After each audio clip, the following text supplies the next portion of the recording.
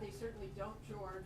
President-elect Trump made many controversial statements during the campaign about NATO, about Russia. Apparently, President-elect Trump has now talked to reflecting on those according to the Kremlin. But President Obama will try to reassure those allies and say that the U.S. Italy, but it is President-elect Trump who's trying to reassure George. They're trying to be president and commander-in-chief. The president hasn't explained what went wrong, essentially. He's going to make an opening statement about 5 minutes long about the peaceful transition of power. The need for that has been his mantra since the election, saying that we need to observe the principle of democracy and he's going to make it as easy as possible for Donald Trump to stand. Hello, everybody. Hello. Here now is the president. Hello, everybody. In a couple hours, I'll be departing on my final foreign trip as president. And while we're abroad, I'll have a chance to take a few of your questions, but I figured why wait? I know that there's a lot of domestic issues that people are thinking about, so I wanted to see if I could clear out some of the underbrush so that when we're overseas and people are asking about foreign policy questions, people don't feel obliged to tack on 3 other questions to them. Let me, I know you still will, yes. That I'm aware, but I'm trying something out here. First of all, let me mention 3 brief topics. First of all, as I discussed with the President-elect on Thursday, my team stands ready to accelerate in the next steps that are required to ensure a smooth transition. And we are going to be staying in touch as we travel. I remember what it was like when I came in 8 years ago. It is a big challenge. This office is bigger than any one person, and that's why ensuring a smooth transition is so important. It's not something that the Constitution explicitly requires, but it is one of those norms that are vital to a functioning democracy, similar to norms of civility and tolerance and a commitment to reason and facts and analysis. It's part of what makes this country work. And as long as I'm president, we are going to uphold those norms and cherish and uphold those ideals. As I've told my staff, we should be very proud that their work has already ensured that when we turn over the keys, the car is in pretty good shape. We are indisputably in a stronger position today than we were when I came in 8 years ago. Jobs have been growing for 73 straight months. Incomes are rising. Poverty is falling. The uninsured rate is at the lowest level on record. Carbon emissions have come down without impinging on our growth. And so my instructions to my team are that we run through the tape. We make sure that we finish what we started, that we don't let up in these last couple of months, because my goal is on January 21st, America's in the strongest position possible, and hopefully there's an opportunity for the next president to build on that.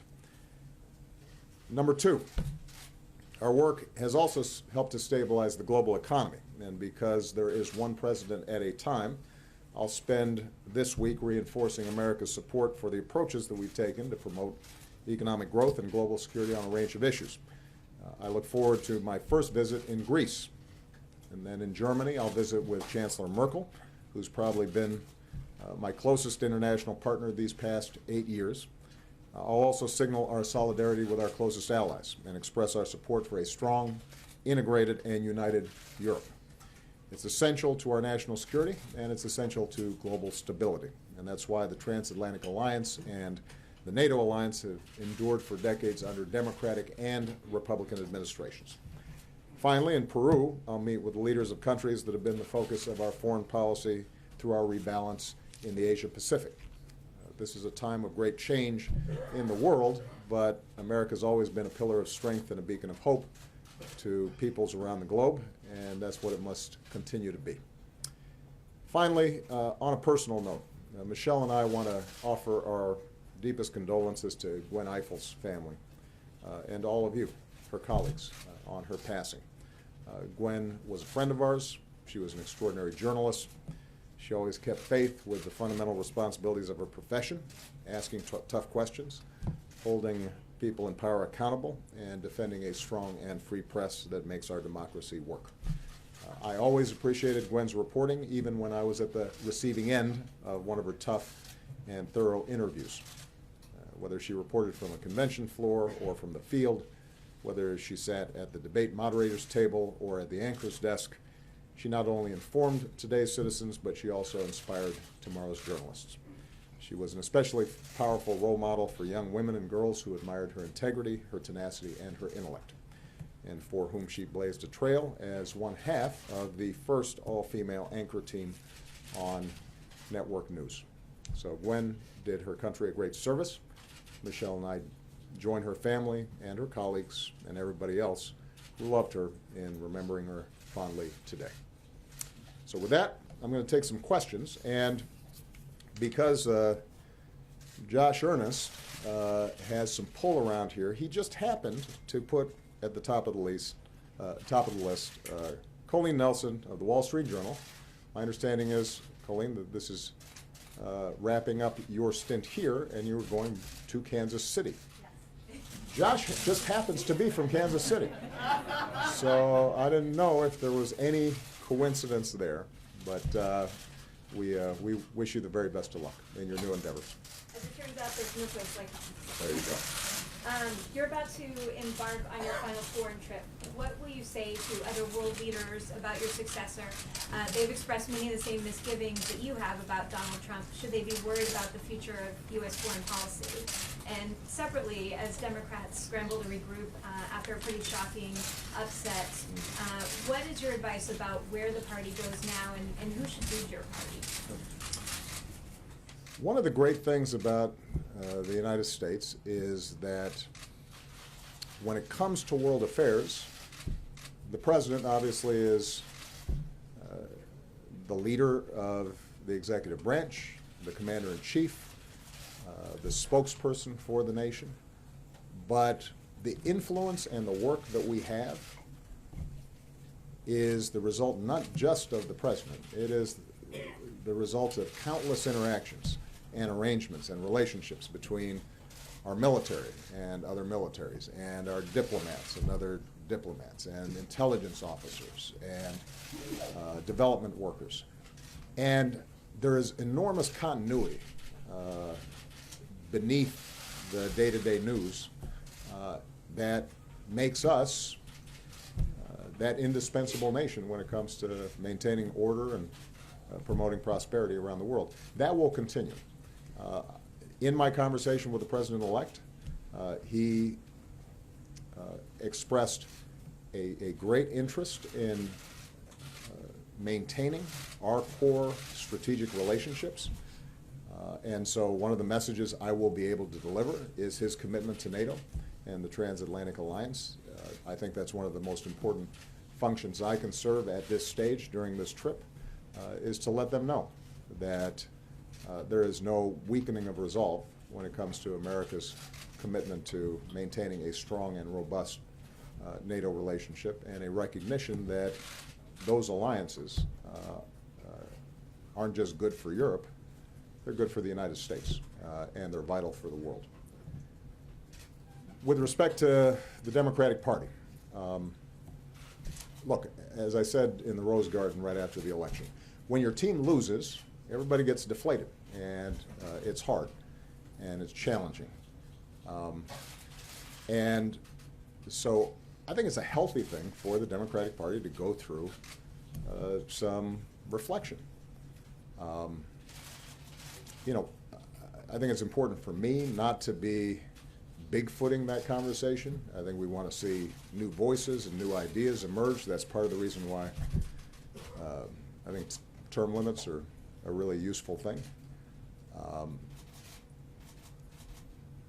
think the Democrats should not waver on our core beliefs and principles.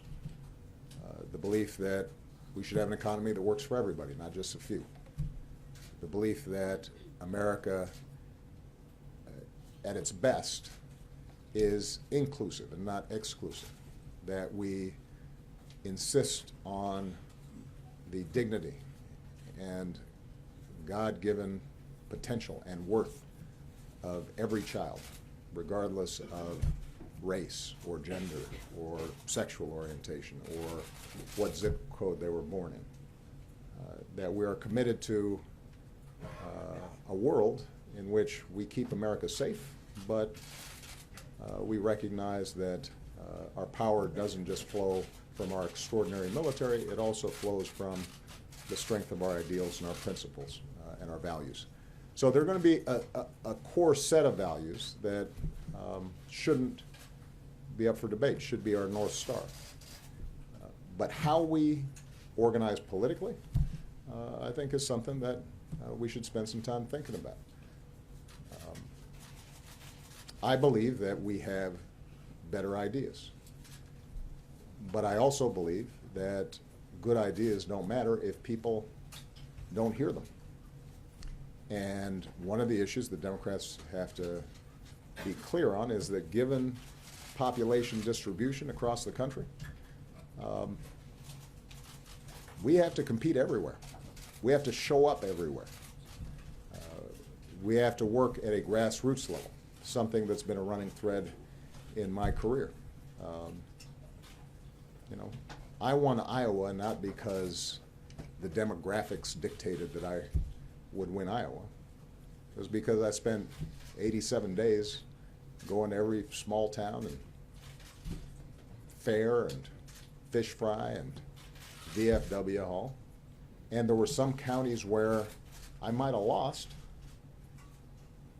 but maybe I lost by 20 points instead of 50 points. There's some counties maybe I won that people didn't expect because people had a chance to see you and listen to you and get a sense of who you stood for and who you were fighting for.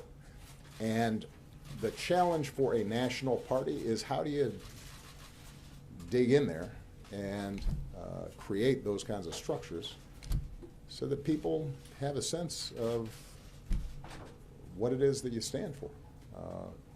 And that increasingly is difficult to do just through a national press strategy. It's increasingly difficult to do because of the splintering of the press. And so I think the discussions that have been taking place about how do you build more grassroots organizing, how do you build up state parties and local parties and school board elections you're paying attention to, and state rep races and city council races, that all I think will contribute to stronger outcomes in the future. And I'm optimistic that will happen. You know, for Democrats who are feeling completely discouraged, I've been trying to remind them, everybody remembers my Boston speech in 2004. They may not remember me showing up here in 2005 when John Kerry had lost a close election. Tom Daschle, the leader of the Senate, had been beaten in an upset. Ken Salazar and I were the only two Democrats that won nationally. Republicans controlled the Senate and the House. And 2 years later, Democrats were winning back Congress, and 4 years later I was President of the United States. Things change pretty rapidly. But they don't change inevitably. They change because you work for it. Nobody said democracy is supposed to be easy. It's hard. And in a big country like this, it probably should be hard. Mark Knoller. Thank you, sir. Good to see you. Thank you. Good to see you. Mr. President, what can you tell us about the learning curve on becoming president? Can you tell us how long it took you before you were fully at ease in the job, if that ever happens? And did you discuss this matter with President-elect Trump? About a week ago, I started feeling pretty good, but no. I think the learning curve always continues. This is a remarkable job. It is like no other job on earth. And it is a constant flow of information and challenges and issues. That is truer now than it has ever been. partly because of the nature of information and the interconnection between regions of the world. You know, if you were president 50 years ago, the tragedy in Syria might not even penetrate what the American people were thinking about on a day-to-day basis. Today, they're seeing vivid images of a child in the aftermath of a bombing.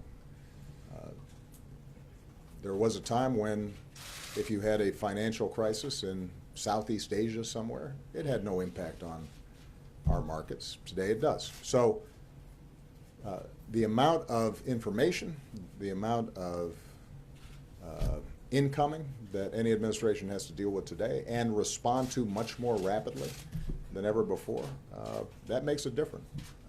I was watching a documentary that during the Bay of Pigs crisis, JFK had about 2 weeks before anybody reported on it. Imagine that. I think it's fair to say that if something like that happens under a current president, they got to figure out in about an hour what their response is. So these are the kinds of points that I shared with the president-elect. It was a free-flowing and I think useful conversation. I hope it was. I tried to be as honest as I could about the things I think any president coming in needs to think about. And probably the most important point that I made was that how you staff, particularly your chief of staff, your national security advisor, your White House counsel, you know, how you set up a process and a system to surface information, generate options for a president, understanding that ultimately the president's going to be the final decision maker, that's something that has to be attended to right away. I have been blessed by having, and I admittedly am biased, some of the smartest, hardest working, good people in my administration that I think any president's ever had.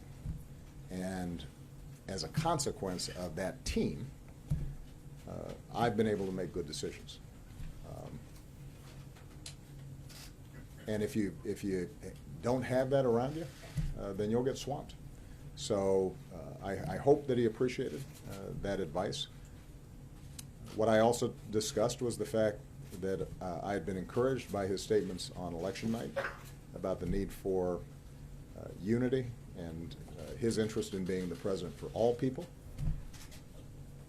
and that how he staffs, the first steps he takes, the first impressions he makes, the reset that can happen after an election, all those things are important and should be thought about.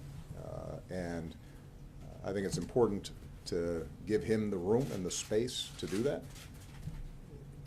It takes time to put that together.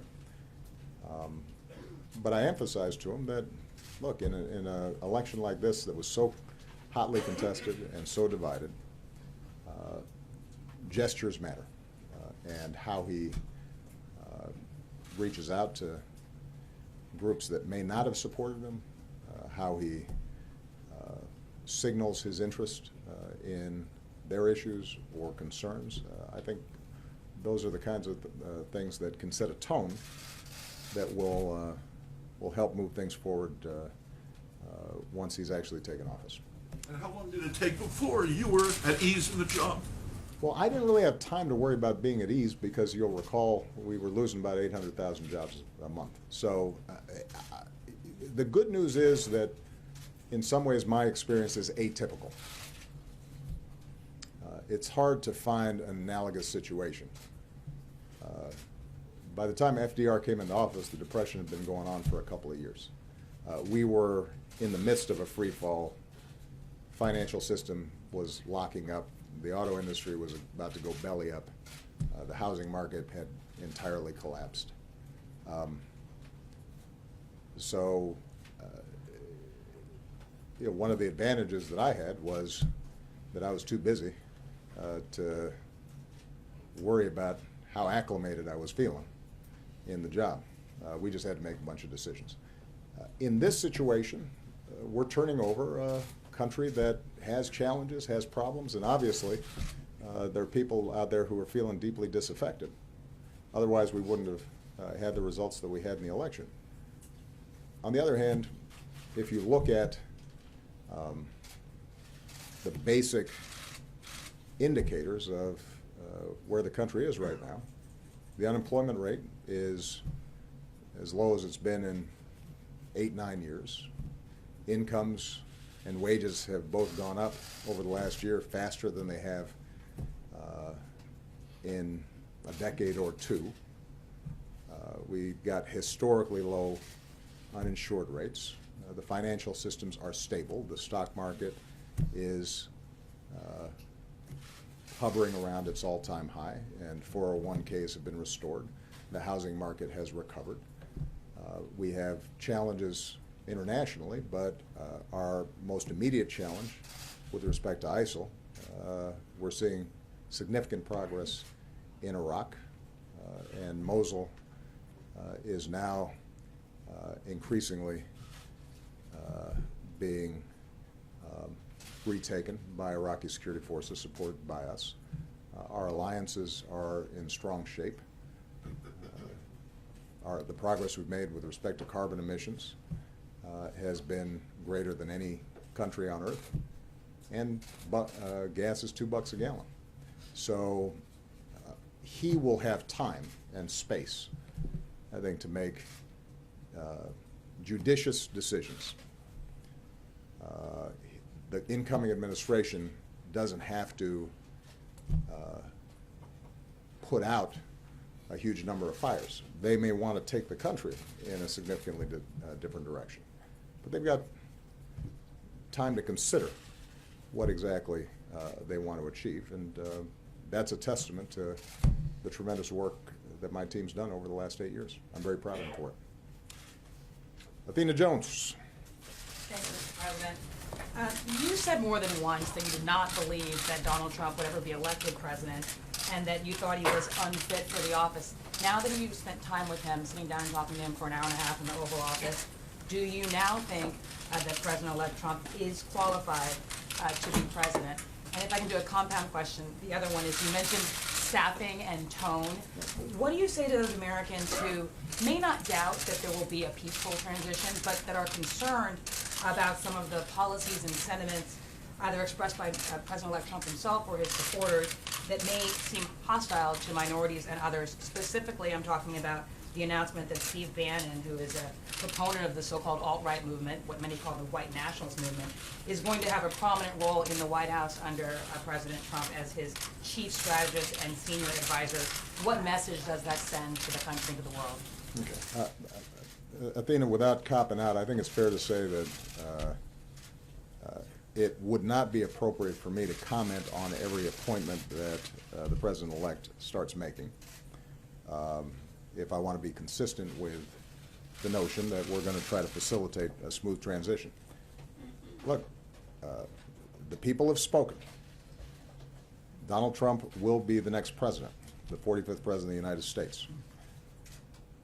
And it will be up to him to set up a team that he thinks will serve him well and reflect his policies. And those who didn't vote for him have to recognize that that's how democracy works. That's how this system operates. When I won, there were a number of people who didn't like me and didn't like what I stood for. And you know, I think that whenever you've got an incoming president of the other side, particularly in a bitter election like this, it takes a while for people to reconcile themselves with that new reality. Hopefully it's a reminder that elections matter and voting counts. And so, you know, I don't know how many times we have to relearn this lesson, because we ended up having 43% of the country not voting who were eligible to vote, but it makes a difference. So given that President-elect Trump is now trying to balance what he said in the campaign and the commitments he made to his supporters with working with those who disagreed with him and members of Congress and reaching out to constituencies that didn't vote for him. I think it's important for us to let him make his decisions. And I think the American people will judge over the course of the next couple of years whether they like what they see and whether these are the kinds of policies and this is the direction that they want to see the country going. And my role is to make sure that when I hand off this White House, that it is in the best possible shape and that I've been as helpful as I can to him in going forward and building on the progress that we've made. And my advice, as I said, to the President-elect when we had our discussions was that campaigning is different from governing. I think he recognizes that. I think he's sincere in wanting to be a successful president and moving this country forward. And I don't think any president ever comes in saying to himself, I want to figure out how to make people angry or alienate half the country. I think he's going to try as best he can to make sure that he delivers, not only for the people who voted for him, but for the people at large. And the good thing is that there are going to be elections coming up, so there's a built-in incentive for him to try to do that. But it's only been 6 days, and I think it'll be important for him to have the room to staff up, to figure out what his priorities are, to be able to distinguish between what he was campaigning on and what is practical, what he can actually achieve. There are certain things that make for good sound bites but don't always translate into good policy. That's something that he and his team, I think, will wrestle with in the same way that every president wrestles with. I did say to him, as I've said publicly, that because of the nature of the campaigns and the bitterness and ferocity of the campaigns, that it's really important to try to send some signals of unity and to reach out to minority groups or women or others that were concerned about the tenor of the campaign. And I think that's something that he will want to do. But this is all happening real fast. He's got commitments to supporters that helped to get him here, and he's going to have to balance those. Over the coming weeks and months and years, my hope is that those impulses ultimately win out. But it's a little too early to start making judgments on that. Your youth life qualifications, has that changed after meeting with them? I think that he successfully mobilized a big chunk of the country to vote for him, and he's going to win.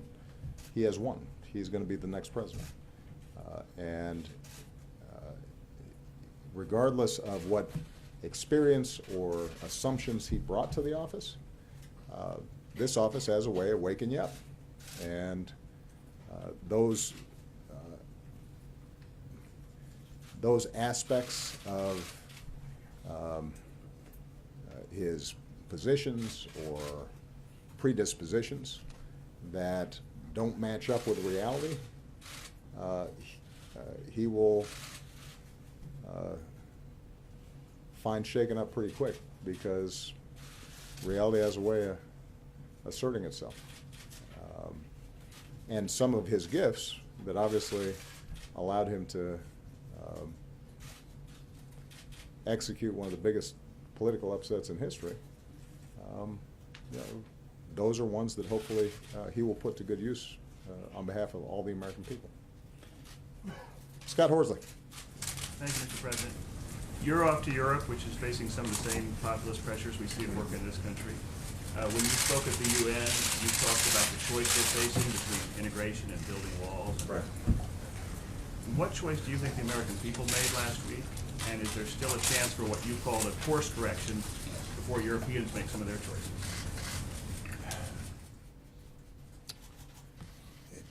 I think the American people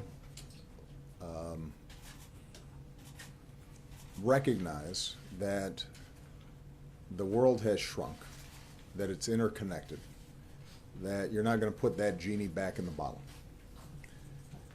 The American people recognize that their careers or their kids' careers are going to have to be more dynamic, that they might not be working at a single plant for 30 years, but they might have to change careers. They might have to get more education. They might have to retool or retrain. And I think the American people are game for that. They want to make sure that the rules of the game are fair. And what that means is that if you look at surveys around Americans' attitudes on trade, the majority of the American people still support trade. But they're concerned about whether or not trade is fair and whether we've got the same access to other countries' markets as they have with us. Is there just a race to the bottom when it comes to wages and so forth? Now, I made an argument, thus far unsuccessfully, that the trade deal we had organized, TPP, did exactly that it strengthened workers' rights and environmental rights, leveled the playing field, and as a consequence would be good for American workers and American businesses. But that's a complex argument to make when people remember plants closing and jobs being offshore. So part of what I think this election reflected was people wanting that course correction that you described, and the message around stopping surges of immigration, not creating new trade deals that may be unfair. I think those were themes that played a prominent role in the campaign. As we now shift to governing, my argument is that we do need to make sure that we have an orderly, lawful immigration process, but that if it is orderly and lawful, immigration is good for our economy. It keeps this country young, it keeps it dynamic.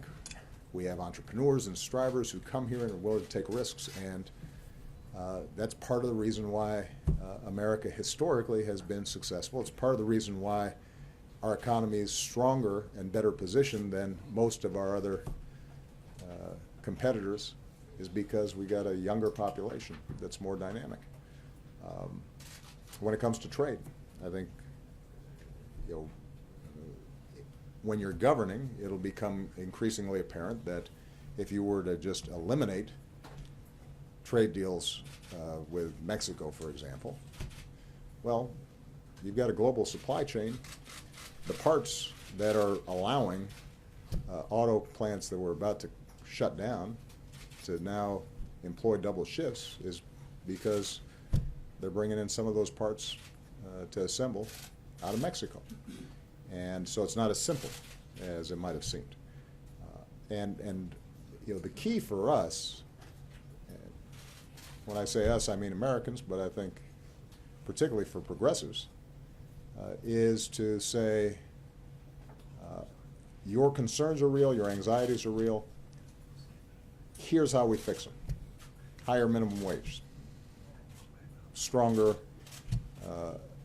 worker protection, so workers have more leverage to get a bigger piece of the pie. Stronger financial regulations, not weaker ones. Yes to trade, but trade that ensures that these other countries that trade with us aren't engaging in child labor, for example. Being attentive to inequality and not tone deaf to it, but offering prescriptions that are actually going to help folks in communities that feel forgotten. That's going to be our most important strategy. And I think we can successfully do that. People will still be looking to the United States. Our example will still carry great weight. And it continues to be my strong belief that the way we are going to make sure that everybody feels a part of this global economy is not by shutting ourselves off from each other, even if we could, but rather by working together more effectively than we have in the past. Martha Raddatz. Thanks, Mr. President. Given some of the harsh words you had about Mr. Trump, calling him temperamentally unfit to be commander-in-chief, did anything surprise you about President-elect Trump when you met with him in your office? And also, I want to know, does anything concern you about a Trump presidency? Well, we had a very cordial conversation, and that didn't surprise me to some degree, because I think that he is obviously a gregarious person. He's somebody who I think likes to mix it up and to have a vigorous debate. You know, what's clear is that he was able to tap into yes, the anxieties, but also the enthusiasm of his voters in a way that that was impressive, and I said so to him because I think that to the extent that there were a lot of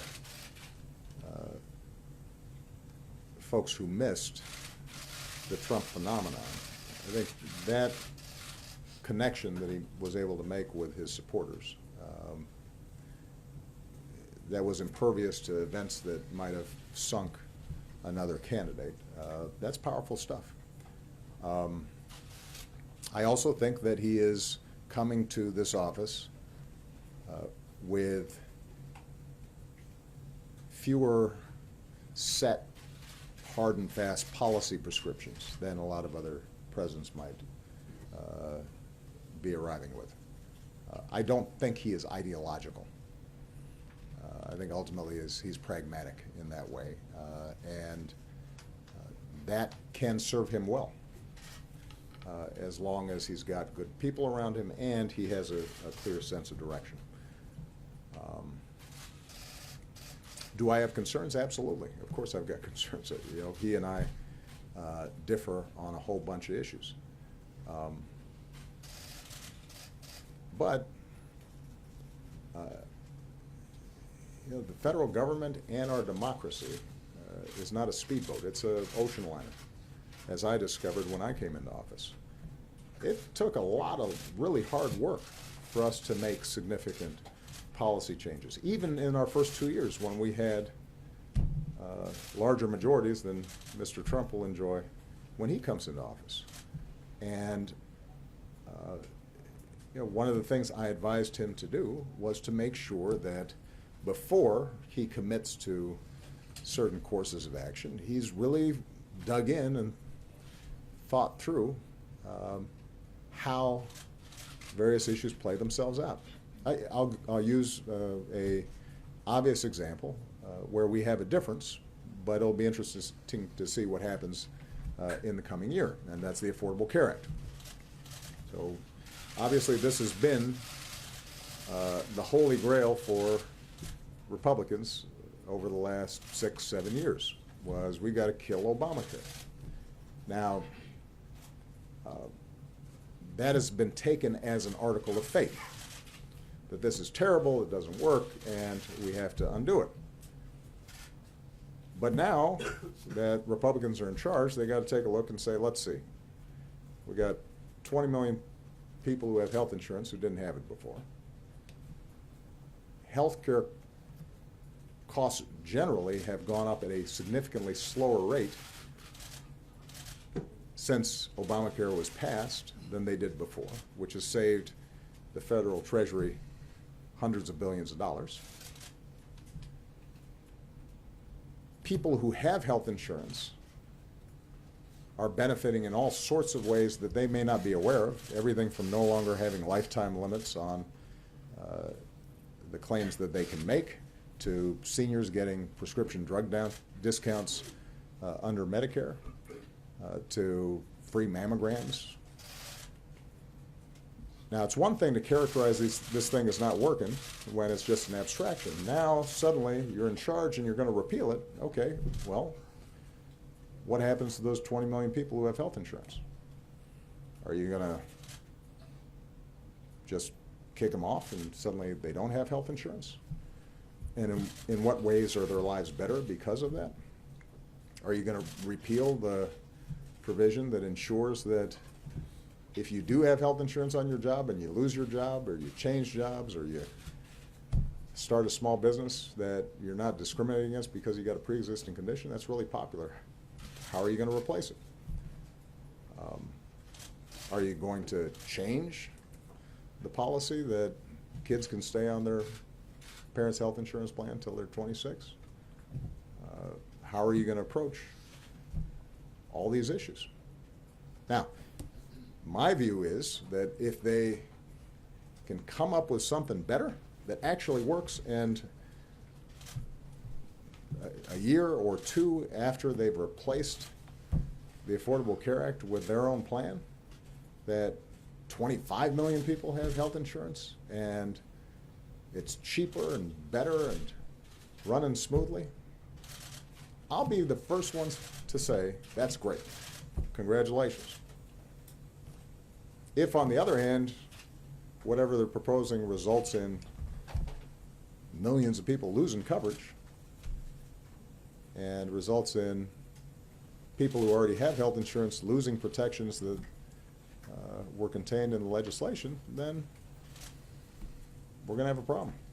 And I think that's not going to be unique to me. I think the American people will respond that way. So I think on a lot of issues, what you're going to see is now comes the hard part. Now is governance.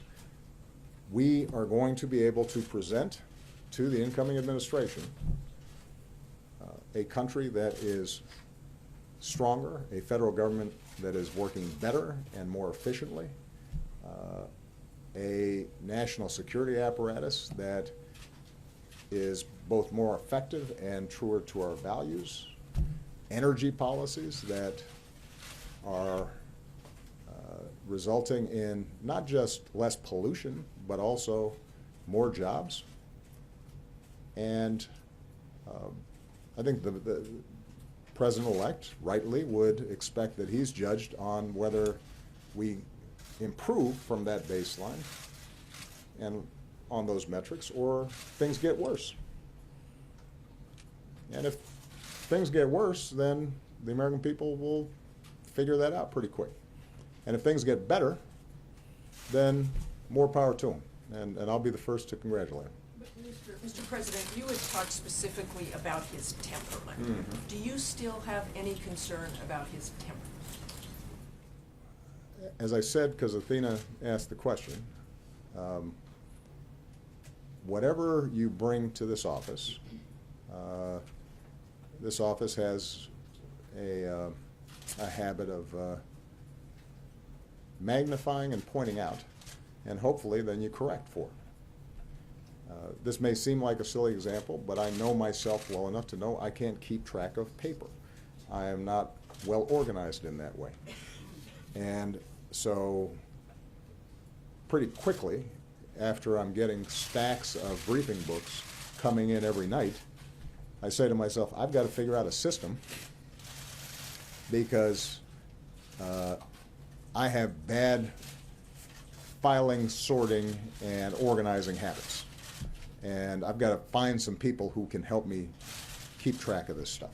Now, that seems trivial, but actually it ends up being a pretty big piece of business. I think what will happen with the president-elect is there are going to be certain elements of his temperament that will not serve him well unless he recognizes them and corrects them. Because when you're a candidate and you say something that is inaccurate or controversial, it has less impact than it does when you're president of the United States. Everybody around the world's paying attention. Markets move. National security issues require a level of precision in order to make sure that you don't make mistakes. And I think he recognizes that this is different. And so do the American people. All right, I'm going to take just a couple more questions and I get out of here. Nadia Bobasi. Thank you, Mr. President. President-elect Trump threatened to unravel the Iran nuclear deal, which your administration worked very hard to achieve. What would your concern if he alters part of it, and what will your advice be, considering that he said he's open to your advice? And on Syria, sir, the Syrian regime now is threatening Aleppo with massive onslaught. You talked passionately a few years back about Benghazi, and you warned against the killing of civilians there. Many people criticize your administration for the shortcoming in the Syria policy. Are you willing to let Aleppo fall under your watch? And how do you react to President-elect Trump's statement that you won't support the Syrian opposition anymore? Thank you. Iran is a good example of the gap, I think, between some of the rhetoric in this town, not unique to the president-elect, and the reality. I think there was a really robust debate about the merits of the Iran deal before it was completed. And I actually was pretty proud of how our democracy processed that. It was a serious debate. I think people of goodwill were on both sides of the issue. Ultimately, we were able to persuade members of Congress and the public, at least enough of them, to support it. At the time, the main argument against it was Iran wouldn't abide by the deal, that they would cheat. We now have over a year of evidence that they have abided by the agreement. That's not just my opinion. It's not just people in my administration. That's the opinion of Israeli military and intelligence officers who are part of a government that vehemently opposed the deal. So my suspicion is that when the president-elect comes in and he's consulting with his Republican colleagues on the Hill, that they will look at the facts. Because to unravel a deal that's working and preventing Iran from pursuing a nuclear weapon would be hard to explain, particularly if the alternative were to have them freed from any obligations and go ahead and pursue a weapon. And keep in mind, this is not just an international agreement between us and the Iranians. This is between the P5+1, other countries, some of our closest allies. And for us to pull out would then require us to start sanctioning those other countries in Europe or China or Russia that were still abiding by the deal because, from their perspective, Iran had done what it was supposed to do. So it becomes more difficult, I think, to undo something that's working than undo something that isn't working. And when you're not responsible for it, I think you can call it a terrible deal. When you are responsible for the deal and preventing Iran from getting a nuclear weapon, you're more likely to look at the facts. That is going to be true in other circumstances. For example, the Paris Agreement. Obviously, there's been a lot of talk about the possibility of undoing this international agreement. Now, you've got 200 countries that have signed up for this thing. And the good news is that what we've been able to show over the last 5, 6, 8 years is that it's possible to grow the economy really fast and possible to bring down carbon emissions as well. It's not just a bunch of rules that we've set up. You've got utilities that are putting in solar panels and creating jobs. You've got the big 3 automakers who have seen record sales and are overachieving on the fuel efficiency standards that we set. Turns out that people like not having to fill up as often and save money at the pump, even if it's good for the environment. You've got states like California that have been moving forward on a clean energy agenda, separate and apart from any federal regulations that have been put forward. In fact, 40% of the country already lives under in states that are actively pursuing what's embodied in the Paris Agreement and the Clean Power Plant Rule. And even states like Texas that politically tend to oppose me, you've seen huge increases in wind power and solar power. And you've got some of the country's biggest companies like Google and Walmart all pursuing energy efficiency because it's good for their bottom line. So what we've been able to do is to embed a lot of these practices into how our economy works. And it's made our economy more efficient. It's helped the bottom line of folks, and it's cleaned up the environment. What the Paris Agreement now does is say to China and India and other countries that are potentially polluting, come on board. Let's work together so you guys do the same thing. And the biggest threat when it comes to climate change and pollution isn't going to come from us because we only have 300 million people. It's going to come from China with over 1 billion people and India with over 1 billion people. And if they are pursuing the same kinds of strategies that we did before we became more aware of the environment, then our kids will be choked off. And so again, do I think that this new administration will make some changes? Absolutely. But these international agreements, the tradition has been that you carry them forward across administrations, particularly if, once you actually examine them, it turns out that they're doing good for us and binding other countries into behavior that will help us. All right, last question. Justin Singh. Sir, I'm sorry. I'm sorry. Oh, I'm sorry. Okay, you're right. You are right about that. With respect to Syria, in Benghazi, we had an international mandate. We had a UN security resolution.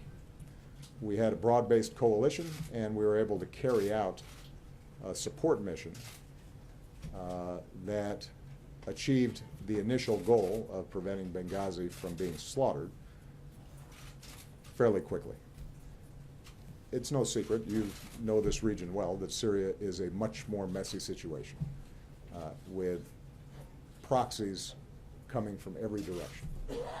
And so I wish that I could bring this to a halt immediately. We have made every effort to try to bring about a political resolution to this challenge. John Kerry has spent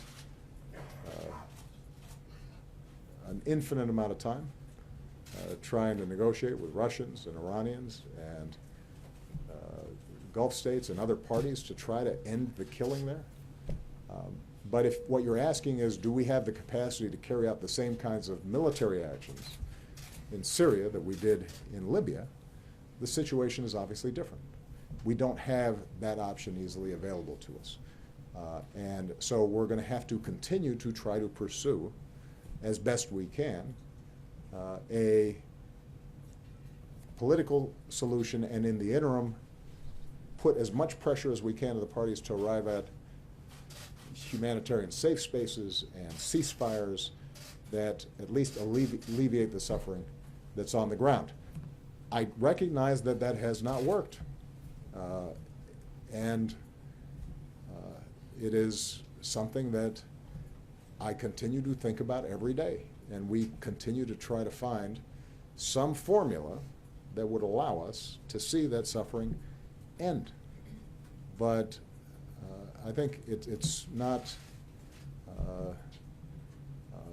surprising to you, because you study this deeply, that if you have a Syrian military that is committed to killing its people indiscriminately as necessary, and it is supported by Russia, that now has substantial military assets on the ground and are actively supporting that regime, and Iran actively supporting that regime, and we are supporting what has to be our #1 national security priority, which is going after ISIL, both in Mosul and ultimately in Raqqa, that the situation is not the same as it was in Libya. And obviously there are some who question the steps we took in Libya. I continue to believe that was the right thing to do, although, as I indicated before, in the aftermath of that campaign, I think the world community did not sufficiently support the need for some sort of security structures there, and it now is a situation that we have to get back into a better place. I've given you, okay. Last question is Justin Sink at Bloomberg. Thanks, Mr. President. I wanted to ask about two things that might be on your desk over the next couple of months as you prepare for a Trump administration. One is at least 750,000 undocumented immigrants provided the federal government information about themselves and their family as part of your Deferred Action Program. Wondering if there's anything you can do to either reassure them or shield that information from the incoming Trump administration, considering his stance on immigration. And the second is, the administration and you have long maintained that the legal restraints put on you by Congress governing movement of detainees from Gitmo are an unconstitutional infringement on your rights as Commander-in-Chief. Considering the gradual transfers that you've pursued are unlikely to continue under a Trump administration, is this now the time to sort of test that theory by moving the detainees and seeing where the chips are won? Those are both excellent questions.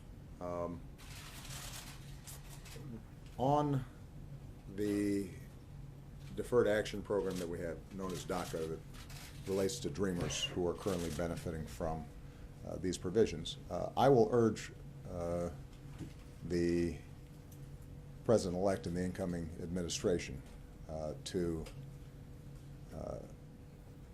think long and hard before they are endangering the status of what, for all practical purposes, are American kids. I mean, these are kids who were brought here by their parents. They did nothing wrong. They've gone to school. They have pledged allegiance to the flag. Some of them have joined the military. They've enrolled in school. By definition, if they're part of this program, they are solid, wonderful young people of good character. And it is my strong belief that the majority of the American people would not want to see suddenly those kids have to start hiding again. And that's something that I will encourage the President-elect to look at. With respect to Guantanamo, it is true that I have not been able to close the darn thing because of the congressional restrictions that have been placed on us. What is also true is we have greatly reduced the population. You now have significantly less than 100 people there. There are some additional transfers that may be taking place over the next 2 months. There is a group of very dangerous people that we have strong evidence of having been guilty of committing terrorist acts against the United States, but because of the nature of the evidence, in some cases, that evidence being compromised, it's very difficult to put them before a typical Article III court. And that group has always been the biggest challenge for us. My strong belief and preference is that we would be much better off closing Gitmo, moving them to a different facility that was clearly governed by U.S. jurisdiction. We'd do it a lot cheaper and just as safely. Congress disagrees with me, and I gather that the President-elect does as well. We will continue to explore options for doing that, but keep in mind that it's not just a matter of what I'm willing to do. You know, one of the things you discover about being president is that there are all these rules and norms and laws, and you got to pay attention to them. And the people who work for you are also subject to those rules and norms. And that's a piece of advice that I gave to the incoming president. I am very proud of the fact that we will, knock on wood, lead this administration without significant scandal. We've made mistakes, there have been screw-ups, but I will put the ethics of this administration and our track record in terms of just abiding by the rules and norms and keeping trust with the American people, I will put this administration against any administration in history. And the reason is because, frankly, we listened to the lawyers. You know, we had a strong White House counsel's office. We had a strong ethics office. We had people in every agency whose job it was to remind people this is how you're supposed to do things. It doesn't mean everybody always did everything exactly the way it's supposed to, because we got 2 million people working in the federal government, if you're including the military. And so we had to just try to institutionalize this as much as we could, and that takes a lot of work. And one of my suggestions to the incoming president is that he take that part of the job seriously as well. Again, you wouldn't know this if you were listening to some news outlets or some members of oversight committees in Congress. But if you actually look at the facts, it works. And this is just one example of the numerous ways in which the federal government is much better today than it was without people really knowing. You look at VA. People remember the legitimate problems that were publicized in Phoenix. It was scandalous what happened. What people don't remember is that we've brought in well over 1 million people who are getting benefits that weren't getting it before, driven the backlog for disability benefits way down, cut homelessness in half, just made the agency work better, not work perfect, but work better. And one of the mottos I always have with my staff was, better is good. Perfect is unattainable, better is possible. And so we will try to share the lessons that we've learned over these last 8 years with the incoming president. And my hope is he makes things better. And if he does, we'll all benefit from it. All right? Thank you, everybody. You guys, some of you who are traveling, you'll get a chance to ask more questions. All right? Thank you. What you said sounds like a winning argument. What happened?